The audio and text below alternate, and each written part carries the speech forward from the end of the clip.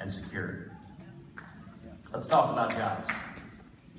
Let me talk for a minute to all the single moms here who are working 2 and 3 part-time jobs, who've had your hours forcibly reduced to 28, 29 hours a week because Obamacare kicks in at 30 hours a week.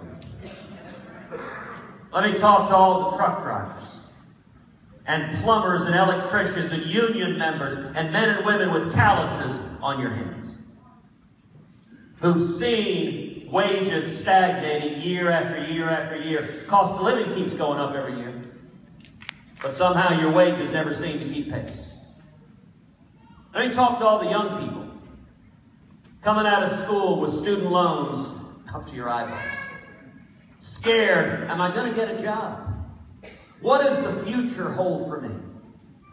Now the media tries to tell all of us this is as good as it gets. Let me tell you right now, that is an absolute lie.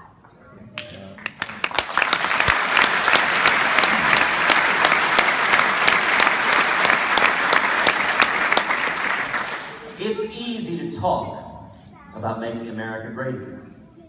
You can even print that on a baseball cap.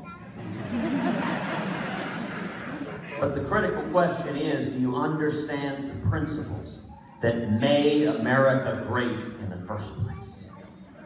You know, the heart of our economy, it's not Washington, D.C. And it's not New York City. The heart of our economy is small businesses all over the United States of America.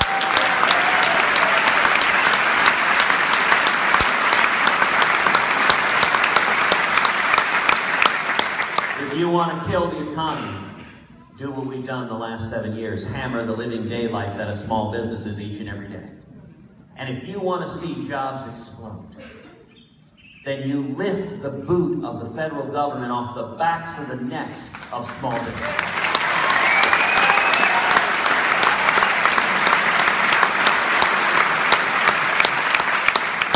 If I'm elected president, we will repeal every word of Obamacare.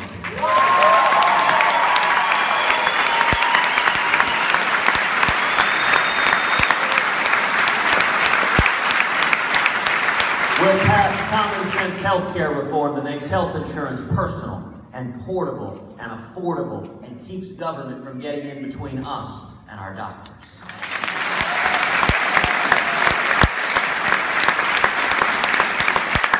And we will pass a simple flat tax.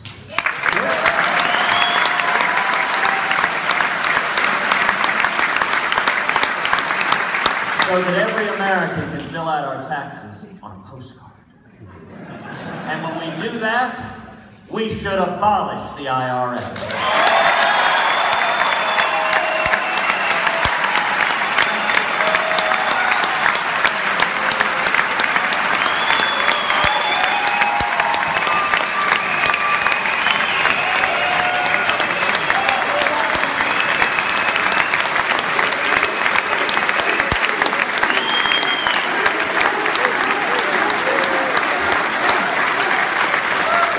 We're going to rein in the EPA and the CFPB and the alphabet soup of federal agencies that have descended like locusts on small businesses, killing jobs all across this country.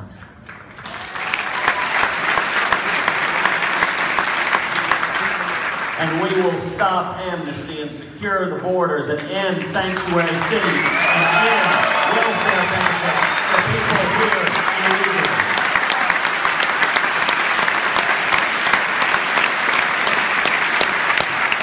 And the result of all of this is going to be real simple. We're going to see millions of high-paying jobs. We're going to see wages going up for everybody. We're going to see young people coming out of school having 2, 3, 4, 5 job opportunities.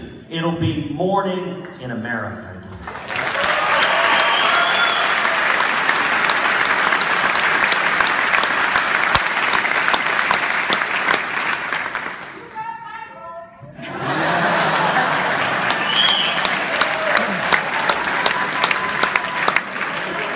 The second critical issue in this election is freedom. You know, just a few weeks ago, the passing of Justice Scalia underscored for all of us the stakes of this election. It is not one branch, but two branches of government that hangs in the balance. We are one left-wing justice away from a radical 5-justice liberal majority, the likes of which this country's never seen. We are one liberal justice away from the Supreme Court stripping away the religious liberty of every American. We are one liberal justice away from the Supreme Court effectively erasing the Second Amendment from the Bill of Rights. And we are one liberal justice away from the Supreme Court making us subject to the authority of the World Court and the United Nations and international law and giving up U.S. sovereignty. Now, you know, 2 debates ago, we got a question about religious liberty and the Supreme Court. And Donald Trump turned to me, he said, "Ted, I've known a lot more politicians than you have." Now in that, he's right. He has been supporting liberal Democratic politicians for 40 years. I have no experience doing that.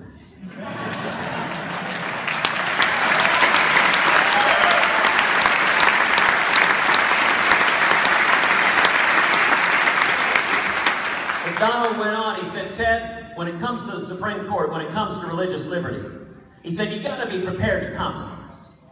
You got to be willing to cut a deal with the Democrats to go along to get along." Well, let me be very, very clear to the men and women of Missouri. I will not compromise away your religious liberty.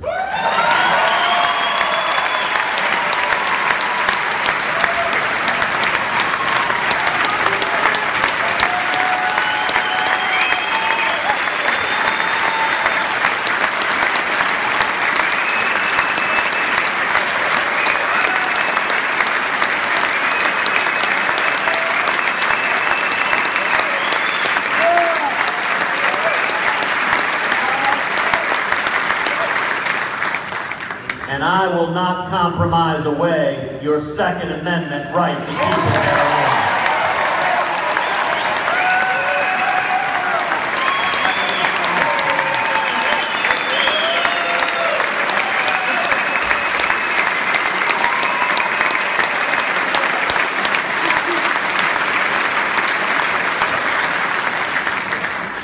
The third critical issue in this election is security. You know, for 7 years we've seen a president who abandons and alienates our friends and allies, and who shows weakness and appeasement to our enemies. Again, 2 debates ago, we were asked about this, and Donald Trump responded that if he were president, he would be neutral between Israel and the Palestinians. Well, let me be very, very clear. As president, I will not be neutral. America will stand unapologetically with the nation of Israel.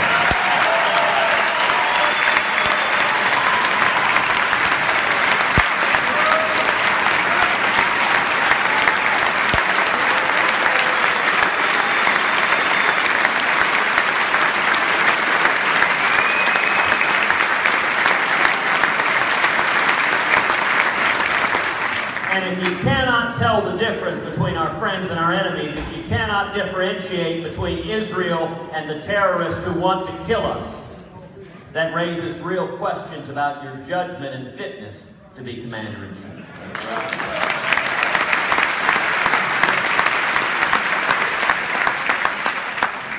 You know, over 7 years we've seen our military weaken. We've seen our readiness undermined. We've seen morale of the troops plummet.